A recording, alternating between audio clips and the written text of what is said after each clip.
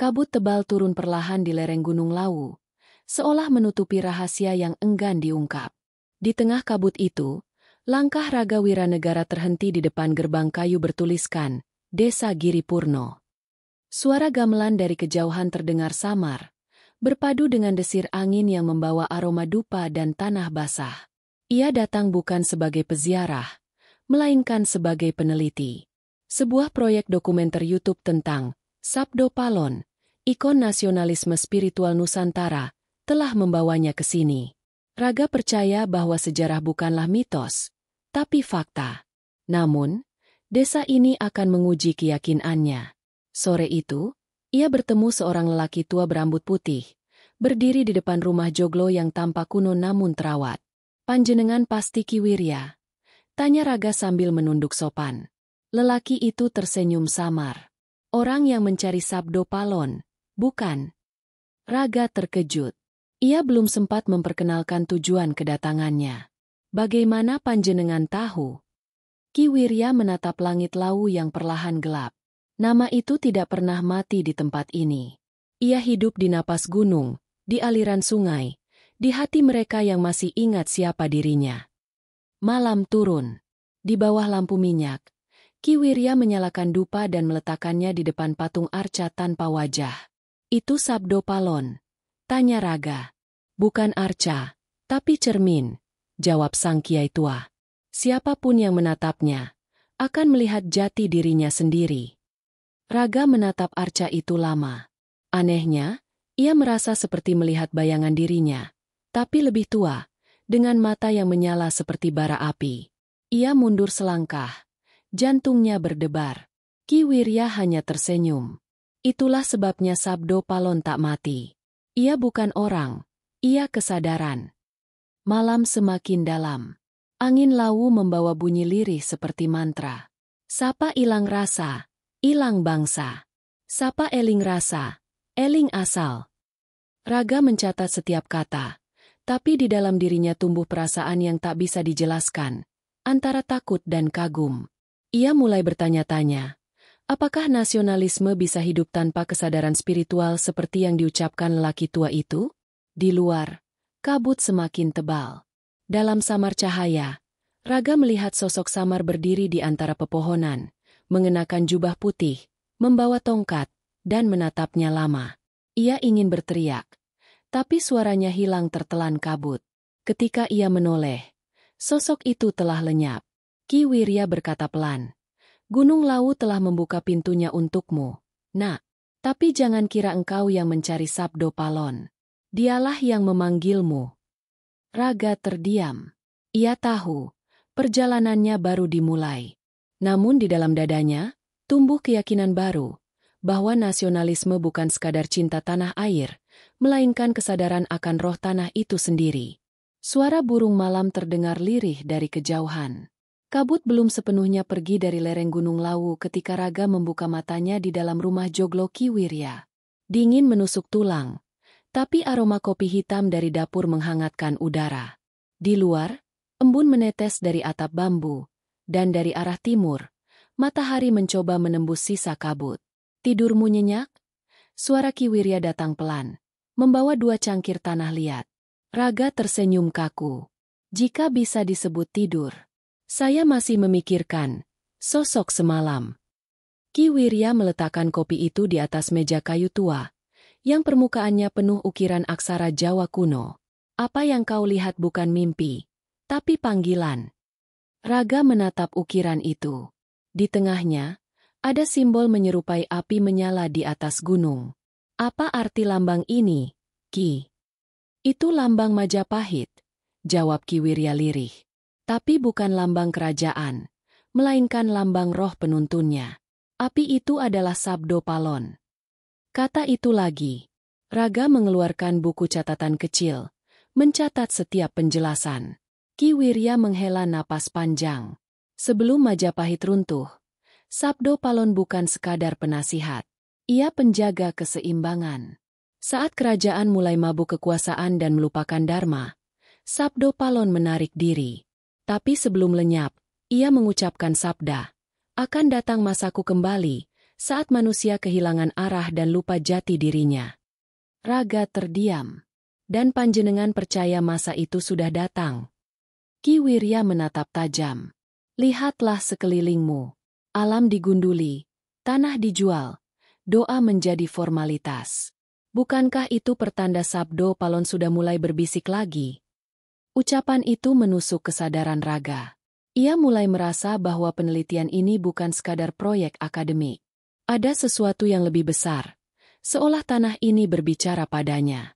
Siang hari itu, Ki Wirya mengajak Raga ke Candi Sukuh, di sisi barat lereng Lawu.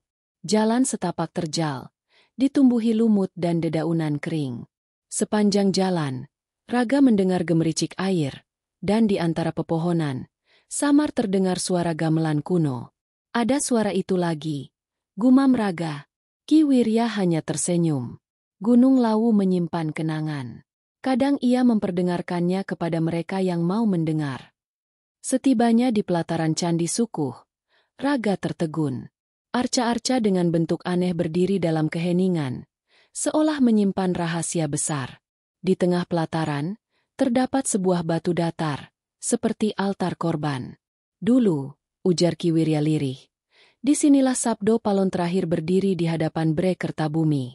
Ia berkata, Majapahit akan tumbang bukan karena perang, tapi karena lupa asalnya. Raga menatap batu itu lama. Entah mengapa, udara tiba-tiba menjadi berat. Ia merasa seperti ada bayangan masa lalu yang melintas.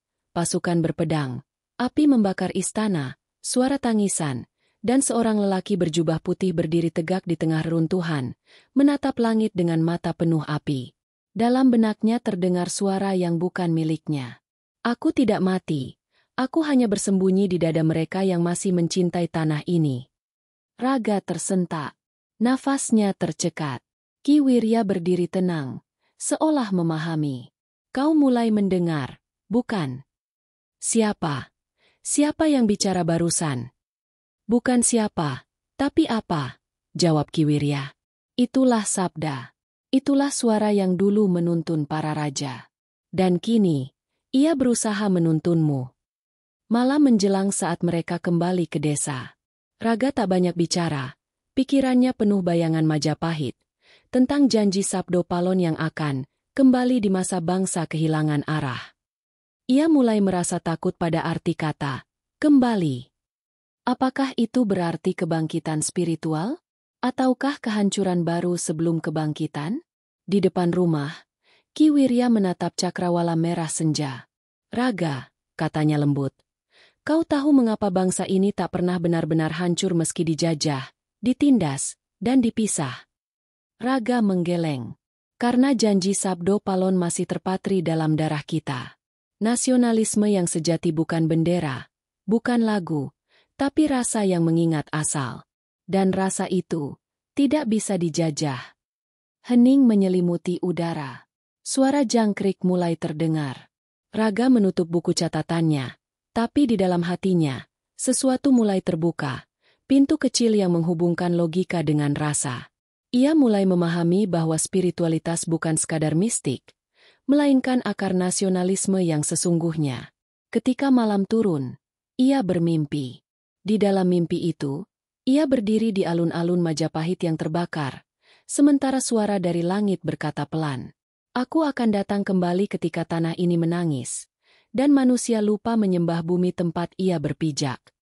Raga terbangun dengan keringat dingin. Dari luar jendela, terdengar suara angin Lawu berdesir seperti bisikan. Janji itu belum berakhir. Pagi itu, Gunung Lawu diselimuti kabut lebih pekat dari biasanya. Udara lembab membuat napas Raga terasa berat. Ia berdiri di beranda rumah Joglo Ki Wirya, menatap pepohonan pinus yang menunduk dalam keheningan. Burung-burung enggan berkicau, seolah gunung sedang menahan sesuatu. Ki Wirya keluar membawa seikat dupa dan kendi berisi air bunga. "Hari ini kita ke puncak," katanya pelan. "Sudah waktunya kau bertemu penjaga gunung." "Penjaga gunung?" Raga mengerutkan dahi. "Maksud Ki Wirya, juru kunci." "Lebih dari itu," jawab sang kiai tua. "Ia bukan manusia seperti aku atau kau. Ia yang menjaga sabda agar tak punah. Mereka berjalan menapaki jalan berbatu menuju jalur menuju Sendang Derajat, mata air yang dianggap suci oleh penduduk setempat. Hujan gerimis turun perlahan, membuat tanah licin dan aroma daun basah semakin kuat. Sepanjang jalan, Ki Wirya tidak banyak bicara. Langkahnya tenang, seolah sudah hafal setiap batu di jalur itu. Raga berusaha mengimbangi langkahnya, tapi pikirannya tak bisa tenang. Mimpi tentang Majapahit yang terbakar masih membekas di kepala. Setiap kali ia mengingat suara, "Aku akan datang kembali," jantungnya berdegup cepat. Di tengah perjalanan, mereka melewati sebuah pohon beringin besar yang akarnya menjalar seperti tangan raksasa. Ki Wirya berhenti, menunduk, lalu menaburkan bunga ke tanah. "Disinilah dulu Sabdo Palon meninggalkan bayangannya," ucapnya lirih. Bayangan yang terus menjaga keseimbangan gunung ini. Bayangan. Raga memandang ke arah batang beringin yang hitam basah. "Maksud Ki, roh." "Roh bukan sesuatu yang harus ditakuti," jawab Ki Wirya lembut. "Roh adalah kenangan yang hidup. Ia menjaga, bukan menghantui." Mereka melanjutkan perjalanan. Setelah hampir 2 jam berjalan, kabut tiba-tiba menebal hingga pandangan hanya beberapa langkah ke depan. Dari balik kabut itu, samar terlihat cahaya kekuningan seperti obor. Raga menegang. "Ki, itu apa?" Ki Wirya menatap tanpa takut. "Dia datang." Dari balik kabut, muncul sosok tinggi berjubah abu-abu. Wajahnya samar, tertutup kain lusuh. Di tangannya, ia membawa tongkat kayu hitam berukir naga melingkar. Langkahnya pelan, tapi setiap gerakannya membuat udara bergetar halus. Raga menahan napas. Sosok itu berhenti di hadapan mereka, lalu berkata dengan suara serak namun bergema, "Siapa yang datang membawa nama Sabdo Palon di lereng yang suci ini?" Ki Wirya menunduk dalam-dalam. "Hamba, penjaga Giripurno, datang membawa seorang pencari."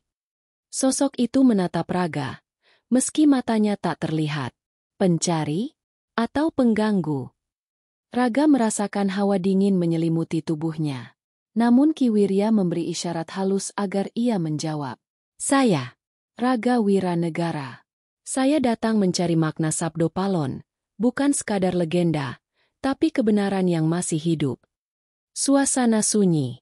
Hanya suara angin yang menggoyang dedaunan. Lalu sosok itu perlahan menurunkan tongkatnya. "Kebenaran tidak dicari dengan kepala, tapi dengan dada. Apakah kau siap kehilangan pikiranmu untuk menemukan rasa?" Raga menelan ludah. Ia tak tahu harus menjawab apa. Tapi dari lubuk hati, terdengar bisikan lembut. "Ya." Seketika, angin berhembus kencang. Kabut berputar di sekitar mereka seperti pusaran. Cahaya dari tongkat itu menyala terang, lalu menembus dada Raga seperti arus listrik. Ia berteriak, bukan karena sakit, tapi karena seluruh pikirannya seperti terbuka lebar. Sekilas ia melihat kilasan masa lalu, prajurit Majapahit, wanita berdoa di tepi sungai, petani membajak sawah di bawah matahari, dan sosok berjubah putih berjalan di antara mereka, tanpa wajah, tapi penuh cahaya. Suara itu kembali bergema di telinganya. "Aku tak lahir untuk disembah, tapi untuk diingat. Karena bangsa yang lupa asalnya, akan kehilangan arah ke masa depan." Ketika kilasan itu hilang, Raga terjatuh. Tubuhnya gemetar, tapi matanya kini jernih. Ia merasakan sesuatu yang berbeda di dadanya, kehangatan yang sulit dijelaskan, seperti bara kecil yang menyala perlahan. Sosok penjaga kabut menatapnya lama. "Api itu akan membimbingmu. Tapi ingat, setiap api bisa menerangi, bisa pula membakar. Hati-hati dengan niatmu." Setelah berkata demikian, sosok itu berjalan mundur perlahan, lalu menghilang dalam kabut seperti diserap udara. Raga masih terduduk di tanah. Napasnya berat. Ki Wirya menatapnya penuh kebanggaan dan kehati-hatian. "Kau telah diterima," katanya lembut. "Tapi perjalananmu baru dimulai.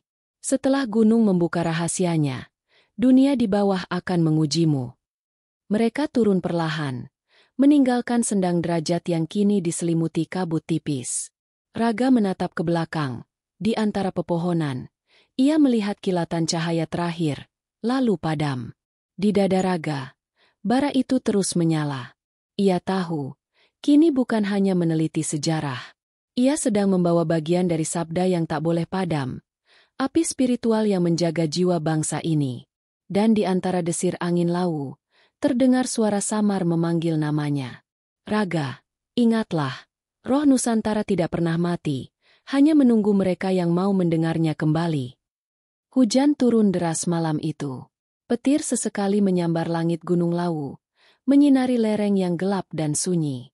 Raga duduk di depan tungku api di rumah Joglo Ki Wirya, menatap bara yang berkerlap di antara kayu bakar. Bara itu seperti memantulkan sesuatu yang ia lihat di puncak. Cahaya dari penjaga kabut yang kini terasa hidup di dalam dadanya. Sudah 3 hari sejak pertemuan itu. Tapi tiap malam, Raga selalu terbangun oleh mimpi yang sama. Suara gamelan dari kejauhan, bayangan Majapahit terbakar, dan Sabdo Palon berdiri di tengah kobaran api sambil menatapnya diam-diam. Ia mulai bertanya-tanya, apakah perjalanan ini penelitian, atau semacam penyerahan diri pada sesuatu yang lebih tua dari sejarah? Ki Wirya masuk membawa kendi air hangat. Kau mulai mendengar panggilan masa lalu, katanya sambil tersenyum samar. Itu pertanda sabda telah menitis di dalam dirimu. Raga menatapnya lekat. Saya tak tahu apa yang sebenarnya terjadi. Tapi sejak pertemuan di Sendang Derajat, saya bisa merasakan sesuatu di sekitar saya. Seolah setiap batu, pohon, dan suara punya ingatan. Itulah Lawu, jawab Ki Wirya. Gunung ini tak hanya tanah dan batu. Ia memori yang hidup. Dan jika kau mau belajar, ia akan mengajarimu bagaimana membaca ingatan itu. Ki Wirya mengajaknya keluar rumah. Hujan telah reda, menyisakan kabut tipis dan aroma tanah basah. Mereka berjalan menuju sebuah tempat di balik hutan pinus. Sebuah reruntuhan batu tua, setengah tertimbun lumut. Inilah yang disebut orang tua-tua sebagai petilasan Karangwatu, kata Ki Wirya. Tempat para leluhur menyimpan catatan sebelum zaman terang datang. Tapi setelah Majapahit runtuh, tempat ini disembunyikan dari mata dunia. Raga menyusuri reruntuhan itu. Di antara batu-batu, ia menemukan relief samar bergambar matahari, ombak, dan manusia yang menunduk kepada gunung. Apa arti simbol-simbol ini? Ki Wirya menatap lama. Itu kisah ketika manusia dan alam masih berbicara dalam bahasa yang sama. Tapi ketika kerakusan datang, manusia berhenti mendengar, dan dunia menjadi gelap. Raga menyentuh relief itu. Tiba-tiba ia merasakan getaran halus, seperti nadi bumi berdetak di telapak tangannya. Sekilas, ia melihat bayangan masa lalu, desa-desa terbakar, sungai mengering, dan orang-orang berlari dari sesuatu yang tak terlihat. Lalu terdengar suara di telinganya, lirih namun tegas. Zaman gelap bukan datang dari langit, tapi dari hati manusia. Raga menarik tangannya, terengah. Saya melihat sesuatu. Ki Wirya menatapnya tanpa terkejut. Itulah jejak dalam zaman gelap. Setiap bangsa pernah melewatinya. Dan Sabdo Palon muncul bukan untuk menghukum, tapi untuk mengingatkan. Mereka duduk di batu datar di tengah reruntuhan. Suara serangga malam menyatu dengan desir angin. Ki, tanya Raga perlahan. Apakah Sabdo Palon benar-benar akan kembali seperti dalam sabdanya dulu? Ki Wirya tersenyum. Kembali bukan berarti menjelma dalam wujud manusia.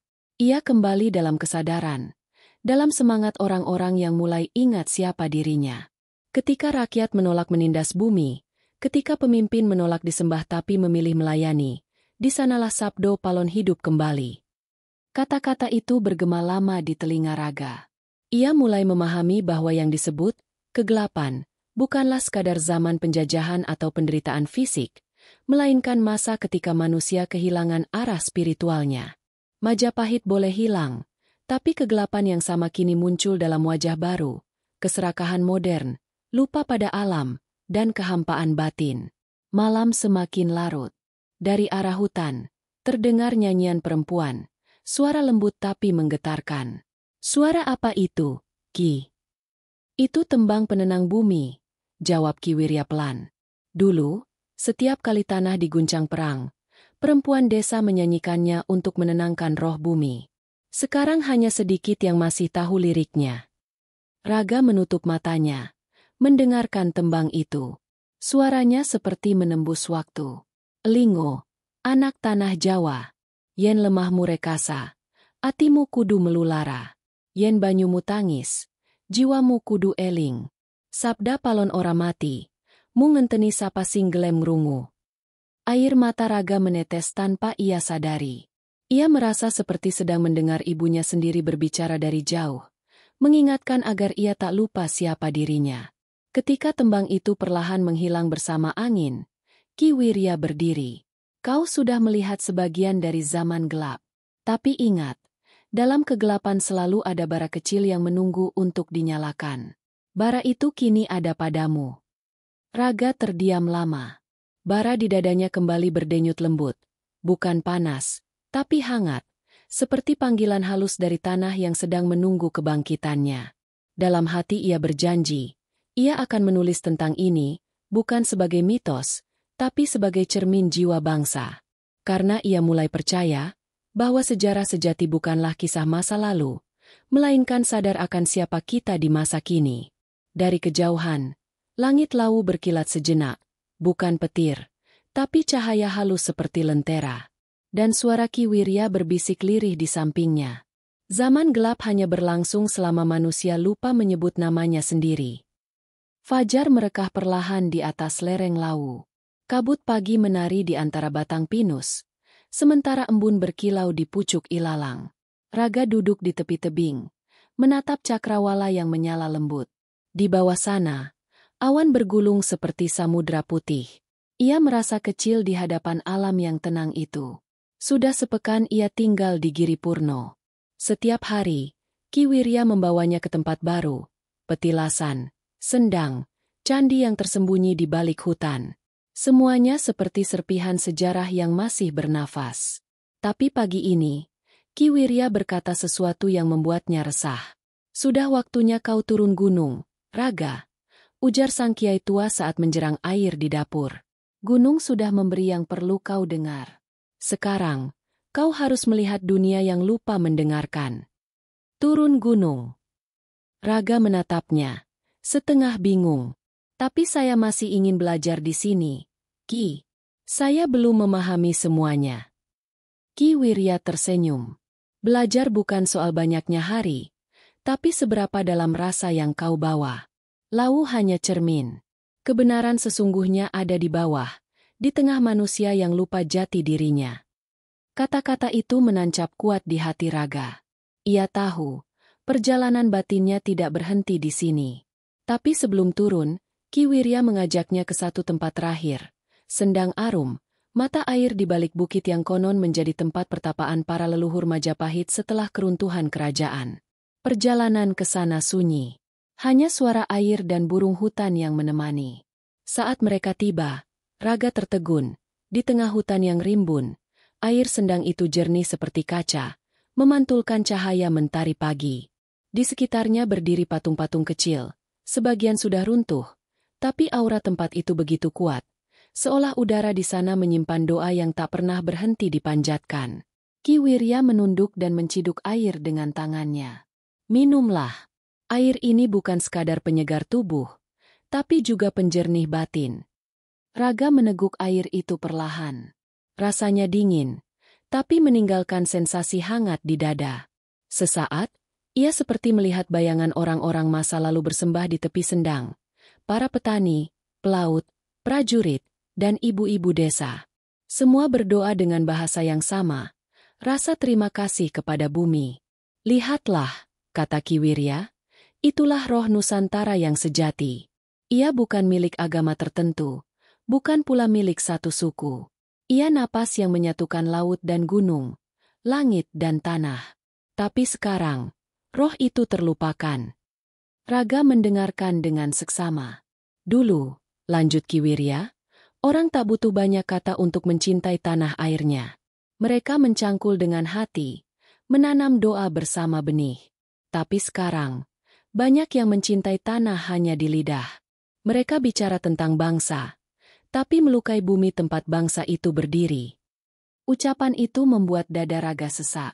Ia teringat kota, gedung-gedung tinggi, iklan politik di mana-mana, dan orang-orang yang berbicara tentang nasionalisme sambil menutup mata pada penderitaan alam. Jadi, roh Nusantara itu hilang? Tanyanya pelan. Tidak hilang, jawab Ki Wirya sambil menatap air sendang. Hanya tertidur. Ia menunggu generasi baru untuk membangunkannya. Mereka terdiam cukup lama. Suara air mengalir lembut seperti bisikan. Raga menatap ke dalam air dan melihat pantulan wajahnya sendiri. Tapi kali ini, ada sesuatu yang berbeda. Di balik pantulan matanya, ia melihat cahaya kecil berputar, seperti bara di dalam jantung bumi. Tiba-tiba, dari dalam kepala Raga muncul suara lembut. Bukan suara luar, tapi suara yang terasa berasal dari dalam dirinya sendiri. Aku adalah napas laut, nyala gunung, dan darah tanahmu. Aku tak pernah mati, hanya menunggu engkau mengingat. Raga terdiam, tubuhnya bergetar halus. Ia tahu itu bukan halusinasi. Itu adalah suara yang sama yang dulu ia dengar di puncak. Suara Sabdo Palon yang kini terasa semakin akrab. Ki Wirya memejamkan mata, lalu berkata tanpa membuka bibir. Sekarang kau mengerti. Sabdo Palon bukan dewa, bukan legenda. Ia adalah roh kolektif bangsa ini, jiwa yang menolak dijajah, tapi juga menolak melupakan keseimbangan. Raga terisak pelan. Ia merasakan beban yang aneh, bukan berat, tapi mendalam, seperti tanggung jawab yang tiba-tiba jatuh di pundaknya. Kalau begitu, Ki, bagaimana cara kita membangunkan roh Nusantara yang tertidur itu? Ki Wirya menatapnya dengan tatapan yang lembut namun tajam. Dengan kesadaran. Dengan karya yang lahir dari cinta pada tanah, bukan dari ambisi pribadi. Dan dengan doa yang jujur, doa yang bukan diminta untuk diri sendiri, tapi untuk keseimbangan alam dan manusia. Raga menunduk. Dalam diam, ia memahami sesuatu yang selama ini luput dari pikirannya. Nasionalisme spiritual bukan soal simbol atau upacara, tapi kesediaan untuk menyatu dengan tanah dan air tempat kita berpijak. Ketika mereka hendak beranjak, Ki Wirya memandang sendang itu sekali lagi. Kelak, katanya lirih, roh ini akan bangkit melalui tangan mereka yang berani menulis, menanam, dan menyembuhkan. Kau salah satunya, Raga. Langit mulai memerah di ufuk barat. Awan lawu berarak perlahan, seolah memberi jalan pada cahaya. Raga menatap horizon itu, dan untuk pertama kalinya ia tidak melihat pemandangan, melainkan pesan. Bangkitkan roh Nusantara, bukan dengan perang, tapi dengan rasa. Ia tahu, perjalanan turun gunung bukan akhir, melainkan awal dari tugas besar, menyalakan kembali bara yang hampir padam di dada bangsanya. Dan di antara desir angin sore, ia mendengar bisikan Sabdo Palon untuk ketiga kalinya, lembut tapi mengguncang jiwa. Elinga, wong muda, aku ora lunga. Aku ana nang saben jantung sing isi eling sapa ibune. Ingatlah, anak muda, aku tidak pergi. Aku ada di setiap jantung yang masih mengingat siapa ibunya. Langit pagi di kaki Gunung Lawu memantulkan warna jingga muda saat Raga berpamitan kepada Ki Wirya. Burung-burung menari di atas sawah yang masih tertutup embun. Desa Giripurno seolah ikut menunduk memberi restu. Sudah siap turun gunung? Tanya Ki Wirya sambil menyerahkan kantong kain berisi biji padi. Raga menatapnya heran. Biji padi, Ki. Ki Wirya tersenyum. Bawalah. Itu bukan untuk ditanam di tanah, tapi di hati. Agar kemanapun kau pergi, kau tidak lupa dari mana kehidupan berasal. Raga menerima pemberian itu dengan penuh hormat. Hatinya berat meninggalkan lereng Lawu, tapi ia tahu tugasnya menunggu di bawah, dunia yang kini terpisah dari sunyi dan kesadaran bumi. Perjalanan kembali ke kota Magetan terasa ganjil. Suara mesin kendaraan, bau asap, dan hiruk-pikuk pasar menyambutnya setelah berminggu-minggu hidup dalam hening. Raga merasa seperti pendatang di tanah sendiri. Orang-orang sibuk menatap layar ponsel, anak-anak berlari tanpa menatap langit, dan di televisi, suara politisi berdebat tentang cinta tanah air dengan wajah tegang dan mata kosong. Ia menatap semuanya dengan perasaan campur aduk. Beginikah dunia yang dimaksud Ki Wirya? Gumamnya. Dunia yang lupa mendengarkan. Hari-hari berikutnya ia kembali ke Yogyakarta untuk menyelesaikan proyek dokumenter YouTube-nya. Ia mengedit rekaman-rekaman dari Gunung Lawu. Wajah Ki Wirya yang teduh, kabut disendang derajat, suara tembang perempuan dari hutan malam. Tapi sesuatu berubah. Proyek itu bukan lagi dokumenter akademik. Kini, ia ingin menjadikannya pesan kebangkitan. Dalam sunyi ruang kerjanya, Raga menulis narasi pembuka. Sabdo Palon tidak mati. Ia adalah kesadaran bangsa yang menolak dilenyapkan oleh waktu. Ia hidup di dalam tanah, di napas gunung, dan di hati orang yang masih mau mengingat asalnya. Inilah sabda untuk anak bangsa. Bangunlah, sebab tanahmu memanggil. Kata-kata itu membuat dadanya bergetar. Ia merasa seolah jari-jarinya dikendalikan oleh sesuatu yang lebih besar darinya. Mungkin roh yang dulu berbicara di puncak Lawu. Malamnya, ia bermimpi lagi. Ia berdiri di tengah alun-alun luas yang dipenuhi cahaya merah keemasan. Di sekelilingnya, ribuan orang berdiri. Lelaki, perempuan, anak-anak, petani, pelaut, semua menatap ke langit. Di atas mereka, sosok berjubah putih muncul perlahan. Matanya menyala seperti bara, suaranya bergema lembut. Bangsa ini tidak akan musnah karena perang, tapi karena lupa mendengar jiwanya sendiri. Tulis, wahai anak muda, sebarkan sabdaku pada mereka yang tertidur. Ketika Raga terbangun, keringatnya membasahi bantal. Tapi di kepalanya sudah tersusun naskah baru. Sabda untuk anak bangsa. Ia tahu itu bukan kebetulan. Video dokumenter itu diunggah sebulan kemudian. Dalam 3 hari, jutaan orang menontonnya. Komentar-komentar membanjiri, sebagian terinspirasi, sebagian mencibir. Ada yang menyebutnya mistik, ada pula yang menyebutnya propaganda. Tapi di antara ribuan pesan itu, satu komentar mencuri perhatiannya. Terima kasih, Raga. Aku bukan siapa-siapa, hanya petani di Wonosobo. Setelah menonton videomu, aku menanam padi sambil menyebut nama Sabdo Palon. Entah kenapa air mataku jatuh tanpa sebab. Mungkin karena aku merasa diingatkan kembali untuk mencintai tanah ini. Raga menatap layar itu lama, matanya berkaca. Ia tersenyum, bukan karena popularitas, tapi karena sabda mulai bekerja di hati orang-orang. Kesadaran itu menular, bukan lewat dogma, tapi lewat rasa. Namun tidak semua menyambutnya dengan hangat. Beberapa hari kemudian, seorang dosen senior di universitasnya menegurnya dengan nada tajam. Raga, kamu mencampur-adukan mitos dengan sejarah. Ini bisa menyesatkan publik.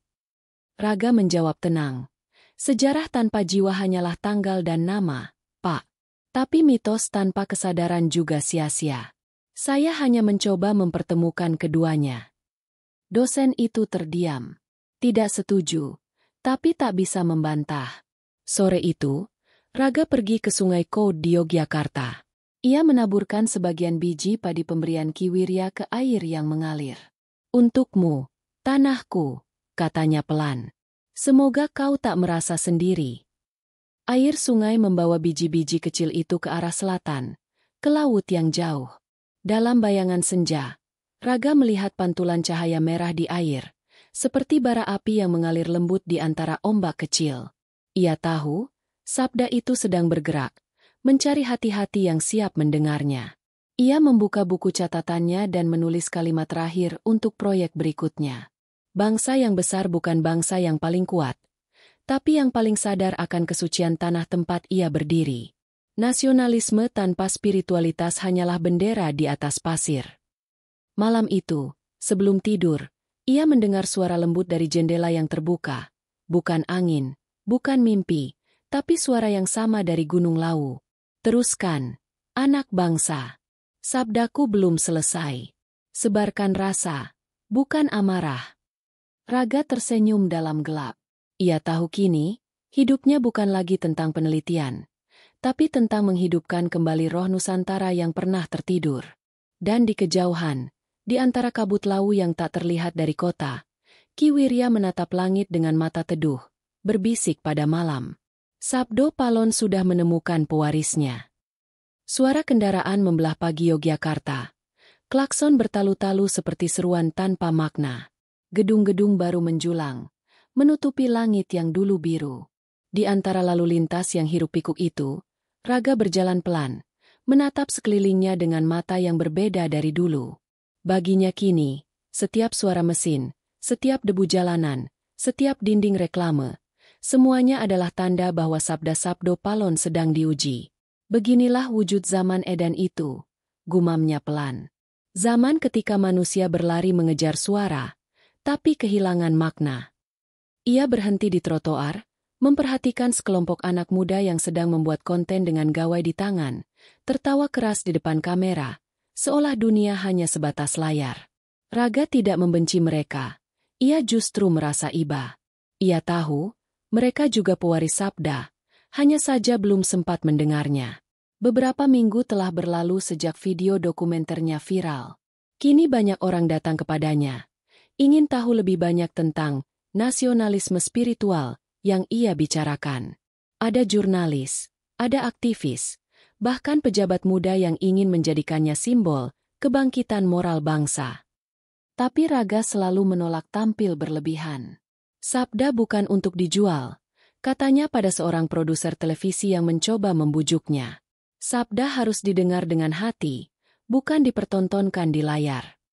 Namun menolak perhatian bukan hal mudah. Media mulai membingkainya sebagai sosok pemuda penerus Sabdo Palon. Beberapa kalangan menuduhnya menyebarkan ajaran baru. Ancaman pesan singkat datang, menganggapnya berbahaya. Tapi semua itu tidak membuatnya gentar. Malam hari, ketika dunia mulai diam, Raga kembali membuka catatan Ki Wirya. Di halaman terakhir tertulis kalimat dengan tinta pudar. Sabdo bukan untuk diagungkan, tapi untuk dihidupi. Ia tidak butuh pengikut, hanya manusia yang sadar. Kalimat itu membuat Raga sadar bahwa perjuangannya bukan tentang menjadi tokoh, tapi tentang menghidupkan kesadaran kolektif. Kesadaran bahwa spiritualitas dan nasionalisme bukan dua jalan yang berbeda, melainkan satu napas yang sama. Suatu hari, ia menerima kabar dari Ki Wirya. Surat tulisan tangan, dikirim melalui seorang pengantar tua. Raga, turunlah ke tanah Jawa bagian timur. Di sana, di balik pabrik-pabrik yang berdiri di atas bekas sawah Majapahit, ada suara bumi yang kembali menangis.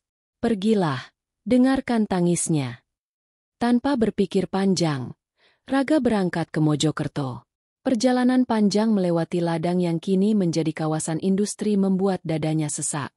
Di tempat yang dulu menjadi pusat kejayaan Majapahit, kini berdiri pabrik semen. Truk-truk besar berlalu lalang membawa batu dan tanah. Ia berhenti di tepi bukit kecil, menatap gundukan tanah yang tersisa dari situs purbakala. Seorang kakek penjaga situs menghampirinya.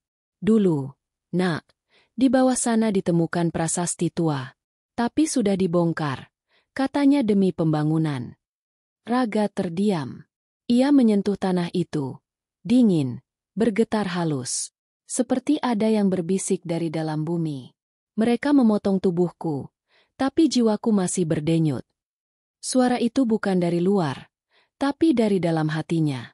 Ia menutup mata, dan dalam sekejap, terbayanglah bayangan Majapahit yang runtuh, istana yang terbakar, rakyat yang berlari, dan di atas reruntuhan, sosok berjubah putih berdiri. Dia menatap masa depan yang kini hadir. Mesin, asap, dan manusia yang lupa pada tanahnya. Air mata Raga menetes. Apakah ini yang kau maksud, Ki? Kebangkitan di tengah kehancuran. Ia menghabiskan malam di tempat itu, duduk bersila di atas tanah yang seolah masih menyimpan nyawa. Saat bulan naik tinggi, udara di sekelilingnya berubah. Kabut turun, dan di antara kabut itu, samar terlihat bayangan Sabdo Palon.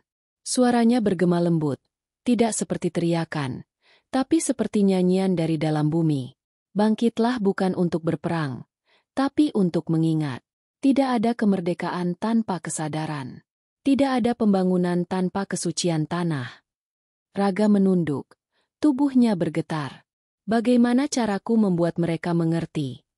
Sabdo Palon menjawab, kau tidak bisa memaksa, hanya bisa menyalakan lilin. Satu hati yang sadar, cukup untuk menyalakan 1000 lainnya. Ketika kabut lenyap, Raga menemukan dirinya sendiri menangis di atas tanah yang retak. Tapi tangis itu bukan kesedihan, melainkan kesadaran bahwa perjuangan baru saja dimulai. Beberapa bulan kemudian, ia kembali ke Yogyakarta. Ia mendirikan komunitas kecil bernama Rasa Tanah, gerakan yang mengajak anak muda kembali mencintai bumi, menanam pohon, membersihkan sungai, sekaligus belajar tentang falsafah Jawa dan ajaran leluhur. Gerakan itu menyebar cepat, bukan karena promosi, tapi karena ketulusan. Nasionalisme bukan hanya mencintai negara, katanya pada sebuah pertemuan kecil di tepi sungai Kod, tapi menjaga tanah tempat negara itu berpijak. Sabdo Palon pernah berjanji akan kembali ketika manusia melupakan akar. Kini kita buktikan bahwa janji itu tidak sia-sia. Suara tepuk tangan bergema di antara suara air sungai. Anak-anak muda itu tersenyum. Mereka mulai memahami bahwa modernitas bukan berarti melupakan masa lalu, melainkan menghidupkan kembali kebijaksanaan lama di tengah dunia baru. Malam itu, ketika Raga berjalan pulang, angin berhembus lembut membawa aroma tanah basah. Ia berhenti sejenak, menatap langit malam yang bertabur bintang, lalu berbisik pelan. Aku mendengarmu, Sabdo Palon. Aku tidak akan berhenti. Dan dari kejauhan, dari puncak Lawu yang diselimuti kabut, suara Ki Wirya terdengar samar seperti doa. Bumi sudah mulai bernafas lagi. Sabda itu kini hidup di anak-anak zaman. Angin dari timur bertiup kencang, membawa aroma kabut dan daun kering dari lereng Gunung Lawu. Di tengah bulan purnama yang menggantung sempurna di langit, Raga berdiri di jalan setapak menuju puncak Hargo Dumilah. Di pundaknya tergantung tas kecil berisi buku catatan, kamera, dan kantong kain berisi sisa biji padi pemberian Ki Wirya, biji yang belum sempat ia tabur. Ia berjalan perlahan. Setiap langkah seperti ziarah. Tanah Lawu, tanah tempat sabda pertama kali bergetar dalam dirinya, kini memanggil kembali. Sudah hampir setahun sejak terakhir kali ia bertemu Ki Wirya. Gerakan Rasa Tanah telah tumbuh di banyak kota. Anak muda menanam pohon, mengadakan meditasi alam, dan berdiskusi tentang makna spiritualitas dalam nasionalisme. Namun di balik keberhasilan itu, Raga merasa ada sesuatu yang belum selesai, sesuatu yang memanggil dari dalam mimpinya. Malam itu, mimpi itu datang lagi. Sabdo Palon memintanya kembali ke puncak Lawu, tempat sabda abadi bersemayam. Kau telah menyalakan api di bawah, katanya dalam mimpi. Tapi api sejati harus disempurnakan di atas. Pendakian semakin berat. Di tengah jalan, kabut turun tebal, menutupi pandangan. Raga berhenti sejenak, menarik napas panjang, merasakan hawa lembab yang menusuk kulit. Hanya suara desiran angin dan gemerisik pepohonan yang menemaninya. Namun di balik sunyi itu, ia mendengar tembang lirih, tembang yang dulu pernah ia dengar di hutan malam bersama Ki Wirya. Tanah iku ibu, banyu iku getih, geni iku nyawa. Tembang itu seolah mengalun dari dalam bumi. Raga memejamkan mata, membiarkan suara itu menuntunnya. Di tengah kabut, ia melihat cahaya samar, obor kecil bergetar ditiup angin. Ia mendekat. Di sana, berdiri Ki Wirya. Wajahnya tampak lebih tua, tapi matanya tetap jernih seperti dulu. Panjenengan tahu saya akan datang, kata Raga, menahan haru. Ki Wirya tersenyum lembut. Gunung sudah tahu sebelum kau melangkah. Lawu memanggil mereka yang siap mendengar ulang janjinya. Mereka berjalan bersama menuju puncak. Kabut kian tebal, dan udara semakin dingin. Di setiap langkah, Raga merasakan getaran halus dari tanah, seperti detak jantung bumi. Di kejauhan, samar-samar terlihat batu besar berbentuk altar, diselimuti lumut hijau. Ki Wirya berhenti di depan batu itu. Inilah tempat Sabdo Palon mengucapkan sabda terakhirnya sebelum lenyap dalam kabut, katanya pelan. Majapahit telah runtuh, tapi janjinya tidak pernah mati. Raga menunduk, menyentuh batu yang dingin. Seketika, arus energi hangat merambat dari ujung jarinya ke seluruh tubuh. Gambar-gambar masa lalu melintas di kepalanya. Pasukan berperang, tanah terbakar, air sungai mengalir merah, dan seorang lelaki berjubah putih berdiri di tengah reruntuhan, matanya bersinar seperti matahari pagi. Suara dalam hatinya berbicara lagi. Aku adalah tanah dan waktu. Aku tidur di dada para penjaga. Sekarang, bangunkan aku dengan rasa, bukan darah. Raga berlutut, meneteskan air mata. Apa yang harus kulakukan, wahai Sabdo? Tanamkan kembali rasa pada generasi yang kehilangan arah. Tapi jangan dengan kata-kata, melainkan dengan teladan. Cahaya purnama menembus kabut, menyinari mereka berdua. Ki Wirya menatap Raga dengan tatapan teduh namun tegas. Raga, saatnya kau tahu, sabda bukan diwariskan lewat ucapan, tapi lewat pengorbanan.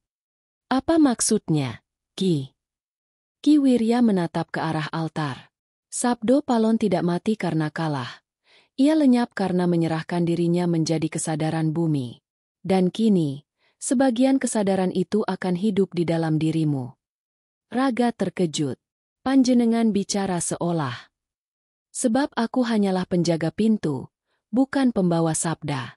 Kau yang ditunjuk untuk menyalakan kembali nyala yang pernah padam. Raga menggigit bibir. Tubuhnya bergetar di antara takut dan takjub. Saya tidak pantas. Ki Wirya tersenyum. Tidak ada yang pantas. Tapi tanah memilih dengan caranya sendiri. Lalu, dari arah kabut, angin berputar membentuk pusaran cahaya putih. Dari dalamnya muncul sosok berjubah. Sabdo Palon. Wajahnya agung, tak muda tak tua. Matanya seperti dua bara api yang menyala damai. Raga. Suaranya bergema lembut. Kau telah membangkitkan rasa di hati anak bangsa. Kini waktunya kau mengikat janji, bukan untuk kekuasaan, tapi untuk keseimbangan. Tanah di sekitar mereka bergetar pelan. Batu altar memancarkan cahaya merah lembut. Raga menunduk, menempelkan kedua tangannya ke tanah. Dalam sekejap, bumi seolah berdenyut, hidup, bernafas, menyatu dengan jantungnya. Ia merasa setiap helai rumput, setiap tetes embun, dan setiap batu adalah bagian dari dirinya. Aku adalah bumi, dan bumi adalah aku, bisiknya pelan. Sabdo Palon menatapnya penuh kasih. Itulah sabda yang sebenarnya. Nasionalisme sejati bukan menguasai tanah, tapi menjadi tanah itu sendiri.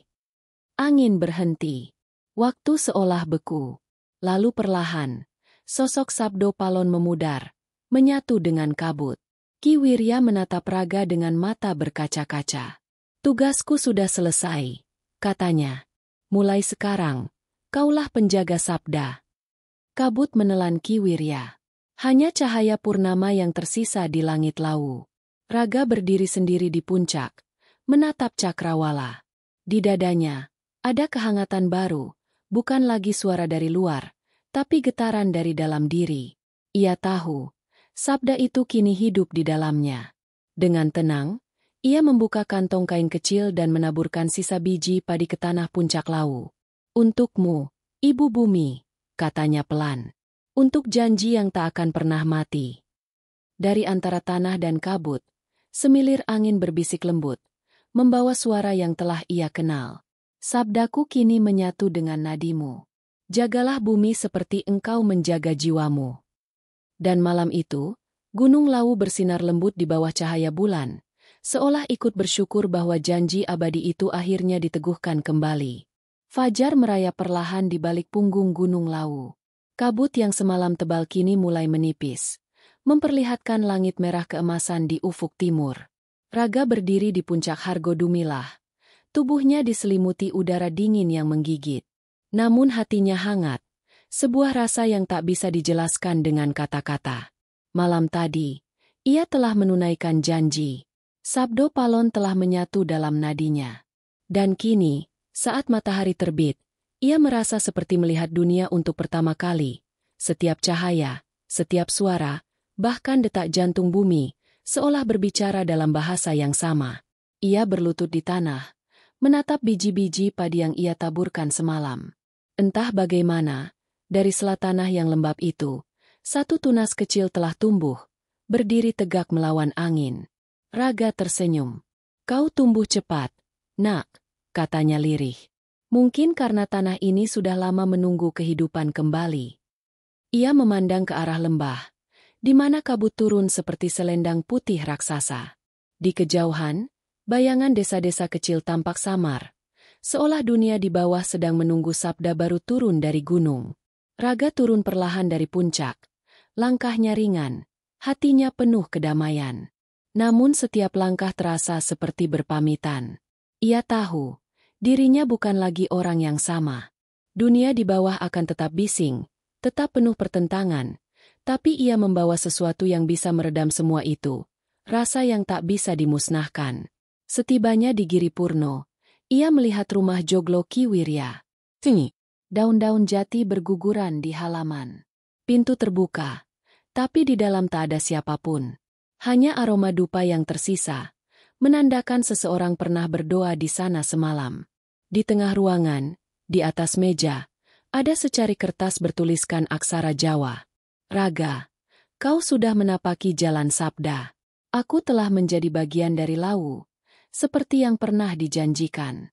Kini tugasmu bukan lagi mencari, tapi menyebarkan cahaya itu lewat perbuatan. Sabdo tidak pernah padam selama manusia mau mengingat asalnya. Raga menatap kertas itu lama, matanya basah. Ia menunduk, mencium lantai kayu rumah itu. Tanda hormat terakhir untuk sang guru yang kini telah menyatu dengan gunung. Beberapa bulan berlalu. Di kota-kota besar, gerakan rasa tanah yang ia dirikan tumbuh pesat. Tapi bukan karena promosi atau kekuasaan. Mereka yang datang karena panggilan hati. Anak muda, petani, seniman, guru, bahkan buruh pabrik. Semua duduk bersama tanpa sekat. Berbagi cerita tentang cinta terhadap bumi dan kebijaksanaan lama yang hampir terlupakan. Mereka tidak berorasi. Mereka menanam. Mereka tidak berdebat. Mereka mendengarkan. Suatu sore di Yogyakarta, Raga berdiri di tepi sungai Koud bersama sekelompok anak muda.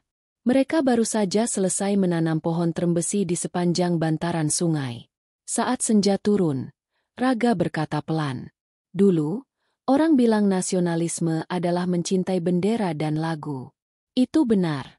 Tapi lebih benar lagi, nasionalisme adalah mencintai tanah tempat bendera itu berdiri dan udara tempat lagu itu bergetar."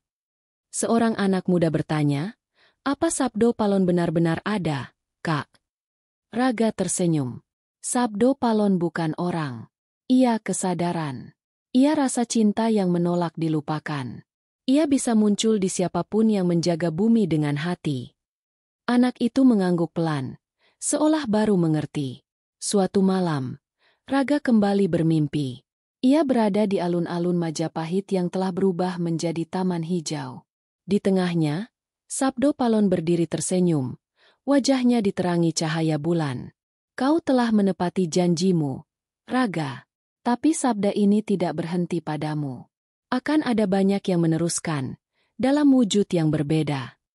Raga bertanya, apakah manusia akhirnya akan sadar? Kesadaran tidak datang sekaligus. Ia seperti embun, turun perlahan, menyentuh daun-daun sebelum matahari terbit. Tapi yakinlah, setiap tetesnya membawa kehidupan. Sabdo Palon mengulurkan tangan, menyentuh dahi Raga. Seketika, tubuh Raga terasa ringan, melayang dalam cahaya hangat yang berputar lembut. Ingatlah, anak tanah, nasionalisme sejati bukan kemarahan terhadap penjajah, tapi kasih terhadap sesama dan bumi. Sabdaku kini adalah sabda MU. Ketika ia terbangun, pagi telah tiba. Suara burung berkicau di luar jendela. Di meja, buku catatannya terbuka, dan di halaman terakhir tertulis kalimat yang tidak ia tulis sendiri. Sabda Palon tidak pernah pergi.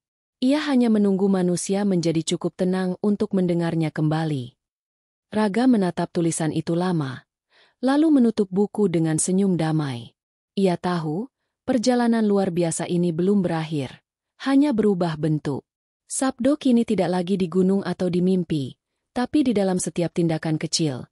Ketika seseorang menanam pohon, menyelamatkan air, berbagi makanan, atau sekadar berdoa dengan rasa syukur pada tanah. Beberapa tahun kemudian, Raga menulis buku berjudul Sabda Bumi, Nasionalisme yang Bernapas. Buku itu menjadi bacaan yang menggugah banyak orang, bukan karena teorinya, tapi karena kejujurannya. Di halaman pertama ia menulis dedikasi sederhana. Untuk Ki Wirya, untuk Sabdo Palon, dan untuk setiap anak bangsa yang masih percaya bahwa mencintai tanah air berarti juga mencintai bumi tempat ia berpijak.